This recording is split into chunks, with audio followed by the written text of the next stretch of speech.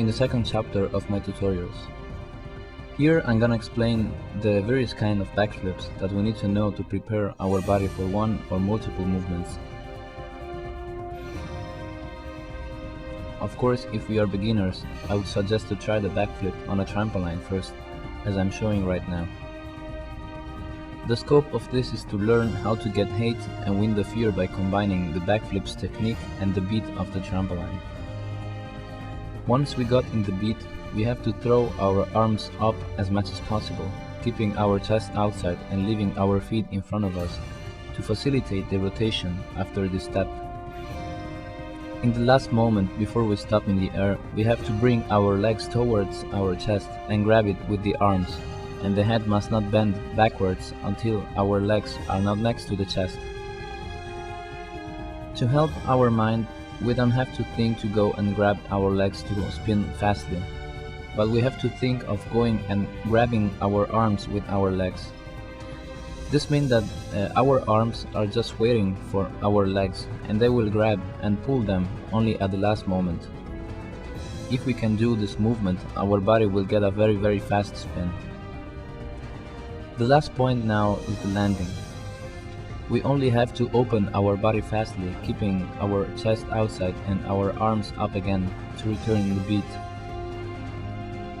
The hardest point is only to understand when we have to open the body to return perfectly, standing, and not in a different position, but we'll get this by the time we'll be practicing.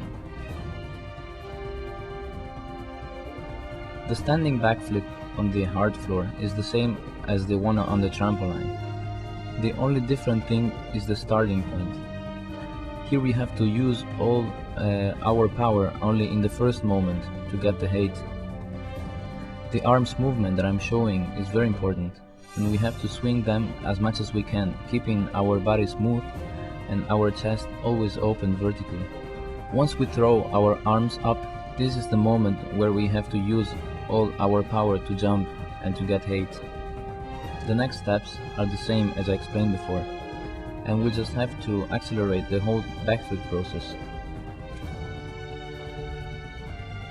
The second type of backflip that I use for multiple backflips is similar to the last one, but in this case we have to control our jump, our backflip speed, and the distance between the start point and the landing point of our backflip.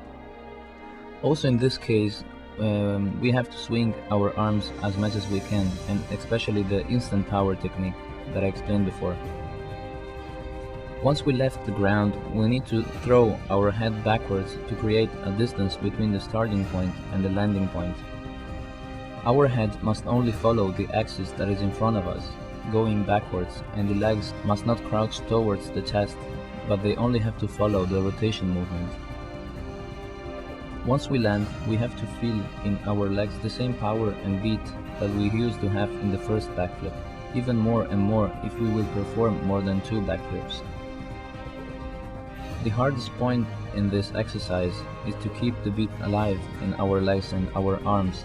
If we have the power to do this movement and we still can't do it, the problem is only the fear, because as I said before, the beat is as difficult as important. There are many little philosophical concepts in this tutorial, and I hope it will make sense for everybody.